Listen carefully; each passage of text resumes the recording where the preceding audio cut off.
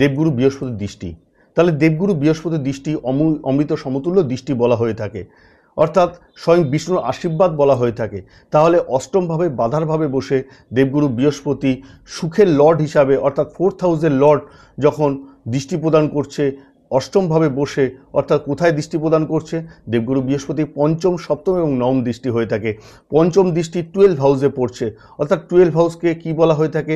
ব্যয়ের স্থান বলা হয়ে থাকে।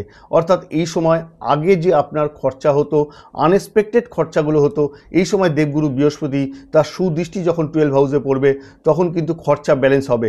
এক্ষেত্রে কিন্তু বলা যেতে পারে দেবগুরু বৃহস্পতি বৃদ্ধিরও কারক গ্রহ বলা হয়ে থাকে।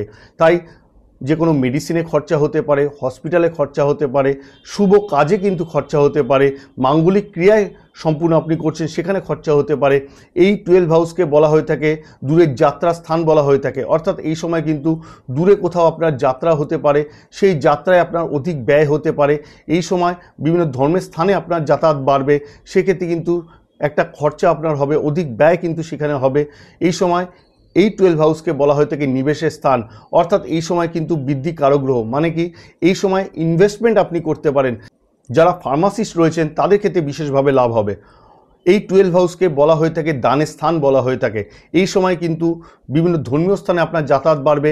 এই সময় কিন্তু বিভিন্ন জায়গায় আপনি দান করার একটা মানসিকতা তৈরি হবে। যদি এই সময় দান করতে পারেন, তাহলে শনির ঢাইয়ার প্রকোপ চলছে, এই সময় কিন্তু যদি দান করা সম্ভব হয়, অর্থাৎ আপনার সাধ্য এবং সামর্থ্য মতো যদি আপনি দান করতে পারেন, যে কোনো কিছু দান যদি গরিব মানুষকে করতে পারেন, পশু পক্ষীকে খাওয়াতে পারেন, সেক্ষেত্রে কিন্তু শনির একটা সুপ্রভাব আপনারা লক্ষ্য করবেন। দেবগুরু বৃহস্পতিরও আশীর্বাদ আপনারা পাবেন। এরপর যেটা চলে আসবো, দেবগুরু বৃহস্পতির সপ্তম দৃষ্টি, অর্থাৎ সপ্তম দৃষ্টি কোন হাউসে পড়ছে? দ্বিতীয়ভাবে, ধনভাবে পড়ছে। এই সময় দেবগুরু বৃহস্পতি চতুর্থের লর্ড যখন অষ্টমভাবে বসে আছে এবং তার দৃষ্টি যখন দ্বিতীয়ভাবে ধনভাবে পড়ছে, এই সময় কিন্তু ধন বৃদ্ধি করাবে। অর্থাৎ এই সময় কিন্তু ধন আপনার বৃদ্ধি হবে, ব্যাংক ব্যালেন্স বৃদ্ধি পাবে। যেখানে আপনি জব করছেন সেখানে প্রমোশন হবে, সেই পসিবিলিটি লক্ষ্য করা যাচ্ছে। স্যালারি বৃদ্ধি পাবে। এক্ষেত্রে আপনার সঞ্চয় যেমন হবে, এই সময় কিন্তু খরচাও হবে, এবং যেই খরচাটা হবে সেটা কিন্তু আপনার সুখের স্থান থেকে, অর্থাৎ পরিবারের জায়গা থেকে আপনি খরচা করবেন, পরিবারের সকল লোকের প্রতি খরচা করবেন। সুখের স্থানের লর্ড যখন অষ্টমভাবে বসে থাকে এবং যার দৃষ্টি যখন দ্বিতীয়ভাবে পড়ে, অর্থাৎ দ্বিতীয় ভাবকে পরিবারের স্থান বলা হয়ে থাকে, তখন পরিবার থেকে একটা সুখবর আপনি পাবেন, পরিবার থেকে একটা ভালো রিলেশন আপনার সাথে তৈরি হবে।